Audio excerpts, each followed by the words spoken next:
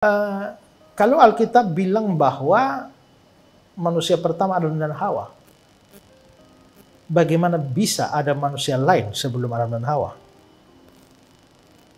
Memang ada teori bahwa manusia di Kejadian 1 dan Kejadian 2 itu berbeda.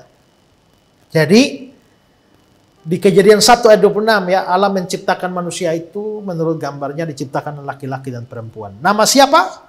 Tidak diberitahu namanya. Lalu di Kejadian pasal 2, Allah menciptakan manusia laki-laki. Lalu ditidurkan, ambil rusuknya, dibentuklah manusia perempuan. Berarti sepertinya manusia di Kejadian 1 dan Kejadian 2 itu berbeda. Lalu mereka bikin teori. Manusia di Kejadian 2 itu adalah Adam dan Hawa. Sedangkan manusia di Kejadian 1 itu adalah sepasang manusia purba. Nah, sepasang manusia purba itulah yang sudah hidup lama sebelum kemunculan Adam dan Hawa. Tapi penafsiran demikian itu salah. Karena cara berpikir orang Ibrani itu mereka selalu memulai dari apa yang umum masuk kepada yang detail. Kejadian 1 ayat 1, pada mulanya Allah menciptakan langit dan bumi. Selesai. Tapi bagaimana Allah menciptakannya itu dirinci di dalam ayat 3, 4, 5. Pada hari pertama Tuhan cipta ini, Tuhan cipta itu, dan seterusnya. Gitu perinciannya. Nah, Kejadian pasal 1, Allah menciptakan manusia laki-laki dan perempuan. Diciptakanlah mereka. Itu proklamasinya, umumnya. Tapi bagaimana Allah mencipta, itu dijelaskan di dalam pasal 2. Jadi dengan kata lain, manusia yang dijelaskan dalam pasal 2 itu sama dengan manusia di Kejadian 1. Ya, bukan manusia purba. Nah, sekarang bagaimana dengan manusia purba Pithecanthropus erectus yang sudah jutaan tahun? Yang menentukan jutaan tahun ini siapa? Ilmu pengetahuan. Tapi saudara harus tahu juga bahwa ilmu pengetahuan, penentuan tahun ini antara ilmuwan ini dengan ilmuwan ini seringkali berbeda-beda. Ya. Ada yang bilang begini, ada yang bilang begini, ada yang bilang begini. Di antara mereka sendiri berbeda-beda. Sesuatu yang ditetapkan umur sekian, pada penelitian berikut ternyata umurnya sekian. Ternyata umurnya sekian. Jadi apa yang diklaim oleh ilmu pengetahuan itu pun belum tentu benar. Ya. Lalu kalau kita hanya mau melihat dari Alkitab sih, sebenarnya dunia tidak setua itu. Ya, sampai jutaan tahun. Kalau menurut perkiraan saya tidak lebih dari 10.000 tahun. Ya.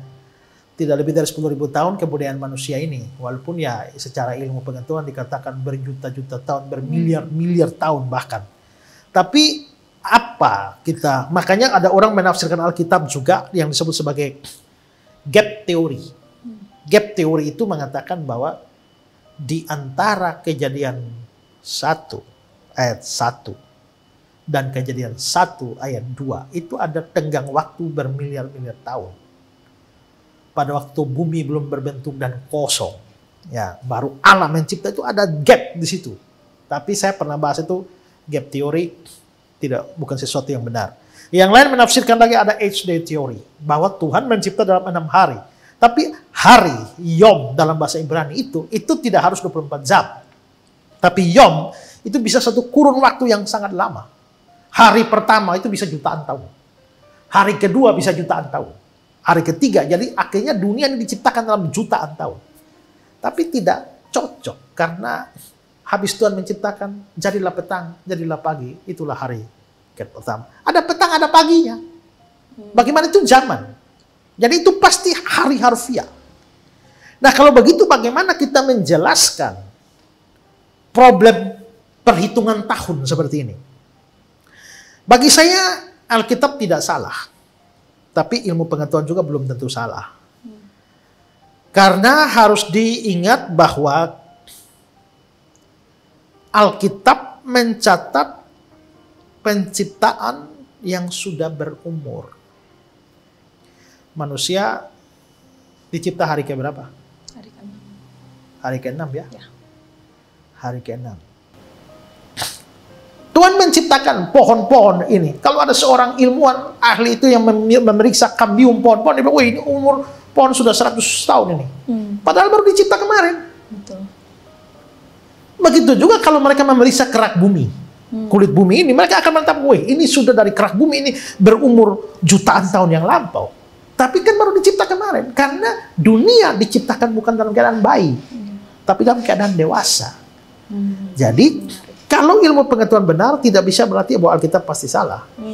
Ya, bahkan ada kemungkinan ilmu pengetahuan salah. Tapi kalau ilmu pengetahuan benar, Alkitab tidak salah, tapi cara kita memahami Alkitab itu yang mungkin salah. Ya. Jadi saya kira nggak ada ini ya.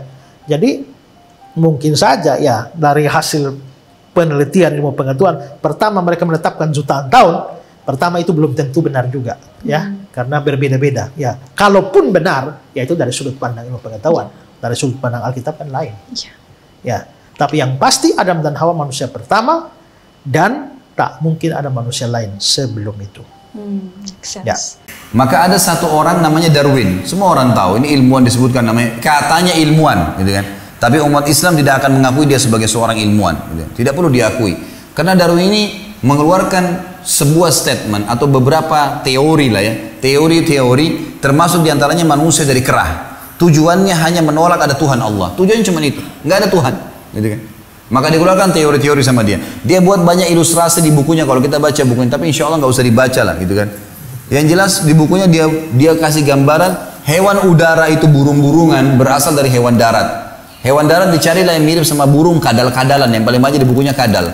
Kadal ini dikasih gambar, dia cuma ilustrasikan di gambar-gambar kadal ini nanti tiba-tiba bagaimana keluar sayapnya, bagaimana terbang. Kadal ini kalau dikasih gambaran dari hewan laut. Hewan laut ini ada ikan yang digambarkan sama dia keluar dari air, sisiknya tiba-tiba rontok, kemudian menjadi kadal, kemudian tiba-tiba terbang menjadi burung, seperti itulah. Dan dia bilang ada beberapa komponen di alam semesta tidak ada asalnya. Di antaranya tanah, api, air, nggak ada asalnya. Jadi kalau murid-muridnya tanya, terus hewan lautan itu dari mana asalnya? Dia bilang hewan udara dari darat, darat dari lautan. Dan lautan dari mana? Dari tanah di lautan, nggak ada asalnya. Begitu aja. Jadi kan pemahaman yang dangkal sekali. Tapi banyak orang yang meyakini masalah itu.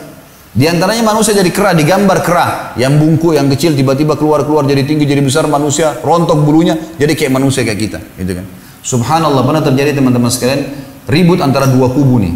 Kubu antara orang yang beriman, orang yang mempertahankan pendapat Darwin dari orang-orang ateis, kalau manusia dari kera, dengan kubu orang Nasrani, bukan Muslim, orang Nasrani di Amerika yang mengaku ada Tuhan Allah. Ribut nih sampai masuk pengadilan, karena ini hampir perang. Dimasukkan di pengadilan, hakimnya bingung gimana caranya memecahkan permasalahan ini. Yang diperebutkan bukan materi tapi keyakinan. Tapi hakimnya akhirnya dengan hikmah Allah ya mengucapkan kalimat membuka majelis sekaligus menutupnya. Dia bilang begini saja, yang mengaku turunan kera ke sebelah kanan saya. Maaf teman-teman sebelah kanan saya. Ini cerita dulu. Maka pada saat itu yang mengaku pun manusia dari kera, teori Darwin tidak mau ke sebelah kanan hakim, tidak mau ngaku turunan kera. Loh katanya manusia dari kera, turunan kera silakan ke sebelah kanan. Kalau orang beriman tahu mereka dari Adam, Adam dari tanah, Hawa diciptakan dari tulang rusuknya Adam, selesai. Al-Baqarah menjelaskan masalah itu, banyak hadis menjelaskan masalah itu. Tapi ini orang tidak beriman begitu.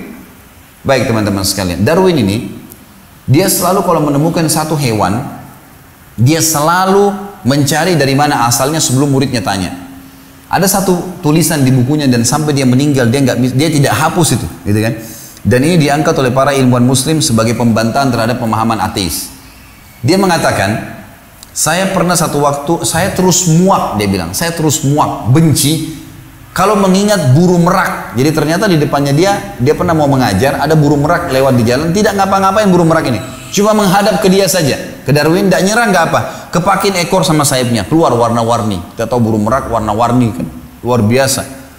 Maka Darwin ini bingung, ini mau dibilang apa nih? Mau dibilang burung nggak terbang, mau dibilang hewan darat bersayap, mau dicari hewan laut yang mirip, tidak ada. Yang mana mirip sama burung merak nih? Dia selalu gitu. Maka dia sampai meninggal dia mengucapkan kalimat begini teman-teman sekalian, dan ini di bukunya ada. Para ilmuwan Muslim mengangkat kedangkalan orang ateis seperti ini. Dia bilang, saya terus muak pada saat mengingat burung merak yang menghadang jalan saya karena saya tidak tahu dari mana asalnya. Artinya Darwin, seorang ilmuwan yang dianggap tokoh oleh para orang ateis, meninggal tidak tahu dari mana burung merak. Gitu kan. Bayangin bodohnya gitu. Kita burung merak kah, ayam kah, semuanya yang di langit dan di bumi kelihatan tidak kelihatan adalah Allah yang menciptakan. La ilaha illallah. Selesai kesimpulannya. Simpel sekali kalimat ini. Gitu. Saya ingin bertanya perihal teori sejarah, yang mana zaman dulu kala ada manusia purba Namun saya yakin bahwa manusia pertama itu Nabi Adam. Lalu apakah manusia purba itu benar-benar ada, Pak Ustadz? Adakah ayat Quran atau hadis yang menjelaskan manusia purba? Nabi Adam panjangnya situna zira'an, 60 hasta. Saya berapa hasta? Satu hasta nih, dari ujung nih ke sini. Satu hasta, 2 hasta, 3 hasta, 4 hasta. Karena kita udah lama kenal, tambah sedikit, 5 hasta. Nabi Adam 60 hasta. Kalau begitu Nabi Adam panjang sekali. Lalu kemudian berkurang. Anak saya ini last edition, yang paling kecil. Sedangkan manusia purba itu jutaan tahun yang lalu, dari fosil-fosil yang ditemukan dalam tanah. Sedangkan dari Nabi Adam ke Nabi Muhammad SAW tidak sampai jutaan tahun. Maka kita sebagai orang yang beriman meyakini manusia pertama adalah Adam alaihi salam. Kita bukan evolusi dari makhluk purba, monyet berubah jadi orang. Bukan. Kita bukan monyet. Ada yang mau ngaku dia monyet? Nggak ada. Itu teori dari Darwin punya. Kata Darwin, namanya Charles Darwin, dunia ini isinya air semua, nggak ada tanahnya, air. Lalu air ini disinari cahaya matahari menguap, lalu muncullah tanah. Lalu ikan yang dalam air berevolusi naik ke darat, manjat pokok kayu, berbulu jadi monyet. Monyet tadi berevolusi jadi orang. Ini teori masih diragukan. Kenapa? Karena kalau monyet itu berevolusi, kenapa setelah jadi kita kok nggak berubah lagi?